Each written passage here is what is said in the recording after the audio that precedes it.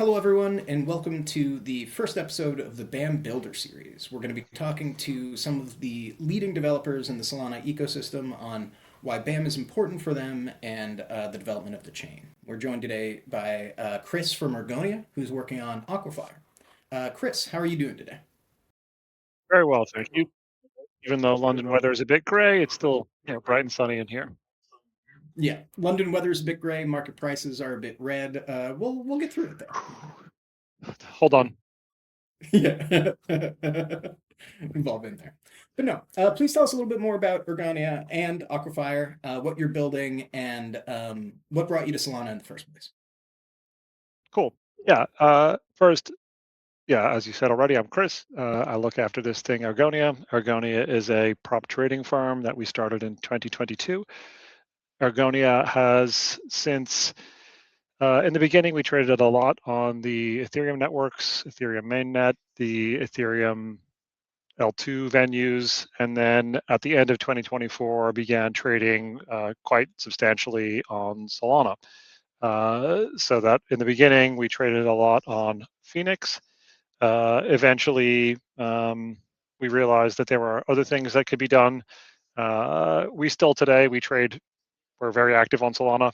We do all kinds of things. We trade RFQ, we trade on various places. We have integrations with all kinds of things. And one of the most important things that we have is Prop MM called Aquifer. It's actually, as the history goes, our second Prop MM. We had one before that was integrated only with the OKX router, it's a minority of flow. So it was a good starter, but not a good finisher. Ultimately, Aquifer today is it's an interesting prop MM. It does some things a bit differently than the other prop MMs, which is always fun. We can get into any of those details or not. It's fine. I think in general, we're not incredibly well indexed, but we're certainly one of the top few by volume prop MMs. We trade a lot more diverse tokens. If you look at the top couple prop MMs, the large majority of their volume is really SOL. And we do trade a fair amount of SOL. I think yesterday we traded, I don't know, $500 million or something, but it wasn't all SOL like some of the other prop MMs. So I'll pause for there. Yeah, 500 million, certainly not pocket change. Tell But me a little bit I think about. in smaller claim to fame, I think in the year 2024, our main account was the top by count account on Solana for producing transactions. So I think that year, if you just go to Dune and select transactions by account and sum them, yeah, we just had the most transactions on the network in that year. Well, we certainly appreciate the Jito tips, if nothing else. There's certainly Jito tips. Yeah.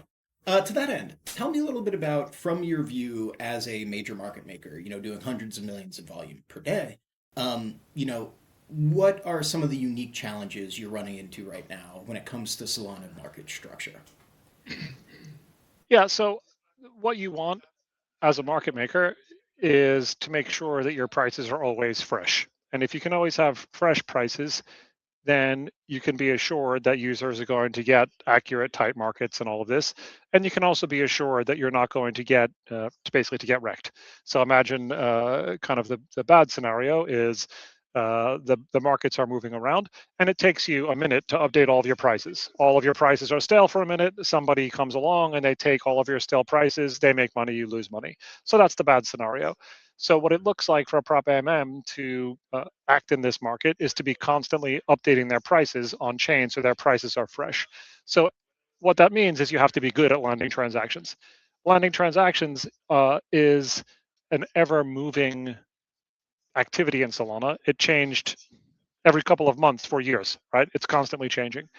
That's fine to some degree, but the biggest issues that you have are when you can't update your transactions. So the most extreme cases are, let's say, for example, if a competitor is operating a validator and they decide that they want to censor you because you're sending competitive transactions. That's obviously bad because you're having somebody who's in a competitive seat that's just literally censoring you, and they're going to make you take bad trades while they take good trades. So, I mean, minimally, this looks like client diversity is one interesting challenge. So, things like lag blocks. I think the IBRL website covers a lot of this, like block lagging behavior. There's plenty talked about at Breakpoint this year about this like block lagging behavior. To me, this looks like the opposite of price liveness. What you want really is to land prices at all the proof of history ticks throughout. That looks like liveness of our prices because more or less transactions are happening continuously on the chain. But when you have different clients, some of which, let's say, what was a famous one, the Rev Scheduler, Fire Dancer Rev Scheduler, that would like collect up and then shove them at the end of the block. This isn't good. And there's more behavior like that today, more different, diverse clients. So being able to even, the more diverse the client base is, the more you have to be clever about making sure that you know when you're going to land successfully and not, and making sure that your prices are wider when you think you might not land. And it's just, that's the kind of flavor that it adds to the game.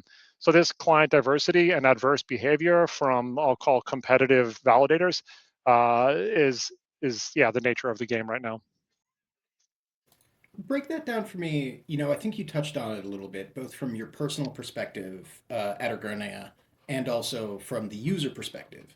But this problem with client diversity and these competing clients, in addition to different sort of client behavior and expressions of on a block by block basis of market structure. Why does that hurt users, and why does that hurt you as somebody who is trying to price these assets correctly for better execution? In very very high level terms, like what does any user who performs a swap want? Is they want the best price that they can get. And what prop AMMs have been great for is continuing to tighten up the market such that the best price to buy Sol USDC, for example, is absolutely on chain. You're paying less, it's way less than a basis point. Uh, and like you are doing it without fees. If you want to go be a taker on Binance, even with the best fee structure, you're paying more, well, basis point and a half or something like this at least. Not even considering the spread that the maker offers. So users want type spreads.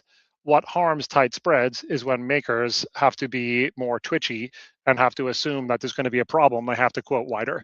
So I was talking to a clever person building some simulation the other day, and we got into this elaborate discussion. So the presentation was basically like, yes, we can simulate what's going to happen in a given block.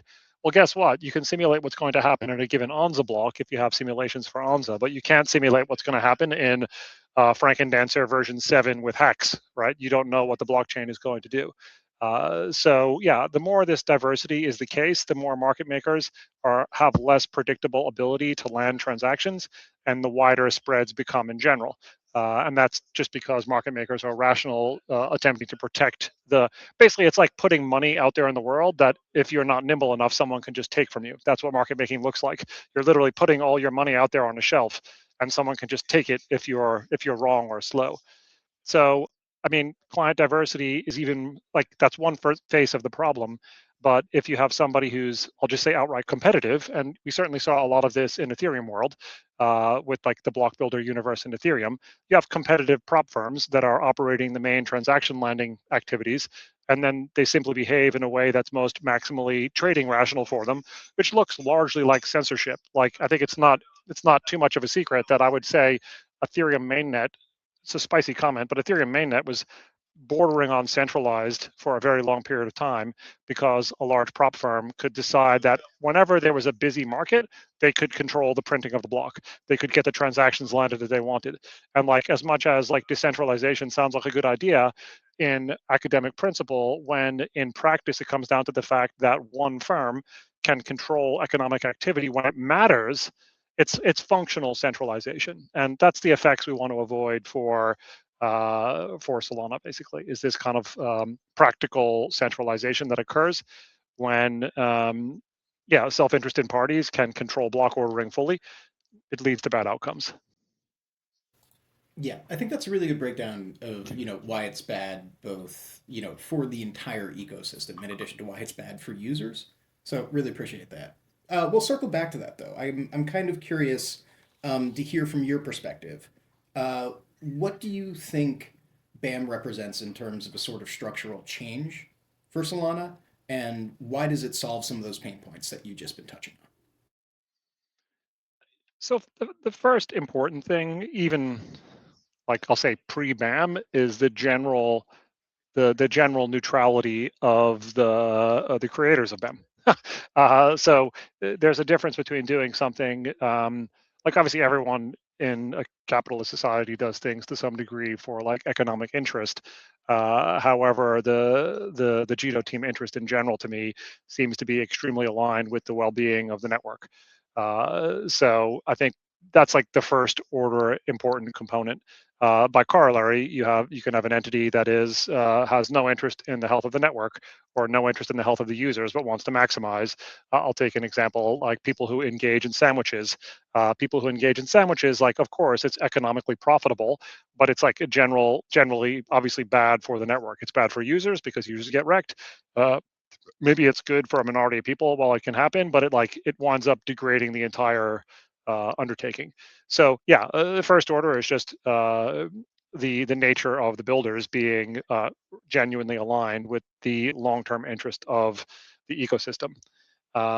Second, I would say is obviously BAM as a technical solution is meant to be um, a flexible solution. The first things that we've been talking about, concrete for prop AMMs, include things that will help make sure that we can get, for example, a unique, always ordered set of Oracle updates that land with some determinism and no duplication. So that, for the purposes of an AMM, it's quite um, it's a app specific use case, the landing of oracles. We can do things like deduplicate unwanted updates, which is just waste on the network. And ultimately, it achieves the outcome that's desired, which is to get at the right intervals with some determinism and understandability the thing that makes our prices be fresh, which makes us be confident to have tighter quotes, which gives users tight quotes for all the transactions that they want to make in any of the tokens that we trade. Yeah, let's break into that a little bit more. I think you're talking about an interesting plugin use case with this Oracle update, making sure, at the end of a block, we don't need to be spamming Oracle prices throughout the block, and we know with certainty what the price is going to be in that block.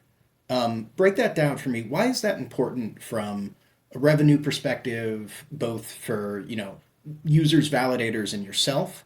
What is this going to unlock? Thinking about ecosystem-wide impact of being able to add this level of efficiency. Yeah, so first, like from a selfish or internal perspective, we have the necessary complexity for me as a user today is high to achieve an effect like the one we're describing. Uh, the necessary complexity goes down when there's a purpose-built way to land transactions of the archetype that I'm attempting to land. So, like, it basically removes unnecessary complexity from my internal systems. That's obviously desirable because my operational costs go down proportionally, right? I don't need to have people to maintain a complexity that we currently have to maintain. But another way to look at this is today I have to pay attention to what upcoming leaders might be and have to make sure that I lower my certainty around my ability to land transactions at those points and then widen my prices for those periods to make sure that because of that uncertainty around executing my transactions, because of the leader that's going to be responsible for building the blocks. Uh, yeah, it basically just it means that we're going to have um, we have to deal with that problem. And if BAM were like let's say universal, then we just have a way to deterministically add transactions. Obviously, if it's going to run in a secure environment, that means that it can't really be tampered with, and I could just know that the app behavior that I require is going to happen, and that just lets the applications be simpler. It lets the whole system work in the way that it's intended to without basically playing complicated games. These are all like complicated microeconomic games, and to the degree that some are necessary, but not all are necessary. You touched on this a little while ago about how, we've sort of seen some bad outcomes for PBS and Ethereum where there was this unintended centralizing effect.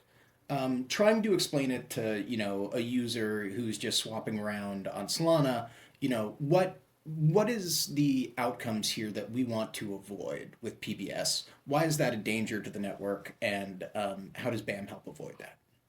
So centralization is bad because basically it's somebody who has a right to make profit in the ecosystem. Yeah, and like where does profit come from? It ultimately comes from users, right? At the end of the day, that's like the core challenge, right? It's just somebody who's like installed as an unnecessary fee-bearing intermediary. We want to eliminate as many of those as possible. I mean, in general, blockchains exist to reduce intermediaries, right? Like blockchains exist to facilitate transactions between parties who don't trust each other without an intermediary. Let's take a concrete example. FTX, it winds me up because everybody in the outside world thinks of FTX as a crypto thing, but FTX is like actually a vanilla traditional TradFi scam. Just somebody that you gave your money took it, right? If it was actually on chain, and if it was actually the way that the crypto people in crypto think about it, there would be a trustless system where no like intermediary would be there with the ability to just like yoink your coins. uh, so yeah, I think basically the desire to remove intermediaries is an important one, and we basically this centralization is just a point where you get a type of actor who's able to be involved and just be a tax on the system.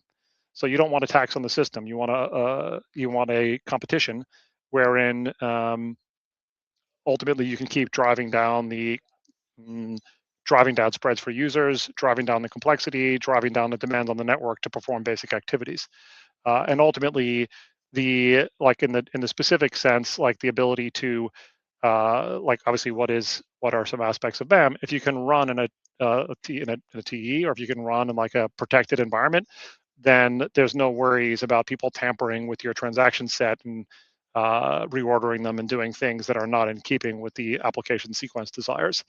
So that's kind of what that's kind of been, I think, regarded as some for some time as like the most desired outcome is running in some sort of like protected environment, and I think that will basically just make it such that users can get the type of behavior from the applications that they expect without having to worry. Or actually, worry is the wrong word. I think users won't actually worry about it. I think users will experience secret taxes they don't know are a worry. Uh, I actually like that as a definition of centralization. It's often leading to secret taxes that people don't know about. We see that both in blockchains. Um, Absolutely. It's yeah, great really. business if you can just be like in a pipeline of money taking, right? It's a great business. Yeah, no, nobody has ever been upset to be a middleman. That's for sure.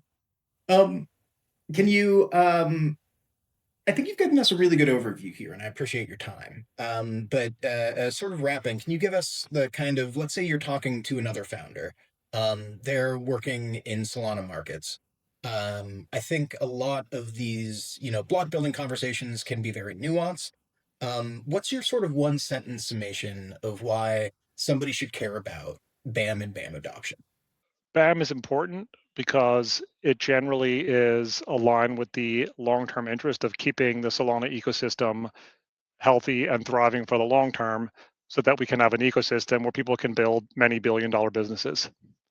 That is a great answer. Chris, really appreciate your time. I think Ergonia has some job openings right now. Is there some spots where you want the people to know to check some stuff out for both Ergonia and Aquifer? Yeah, we're always interested in smart people that are pleasant and know something about DeFi and want to do things in DeFi. We're certainly doing things like building perps on Solana. This is at least mostly known to people, and that's an important project. We're doing lots of things in the Solana ecosystem in general. There's a few new things we're thinking about building, and yeah, we're always interested in people who are uh, pleasant and capable and interested in blockchains, especially Solana. Really appreciate it, Chris. Thank you so much for your time today. Awesome. It was appreciated. I enjoyed it.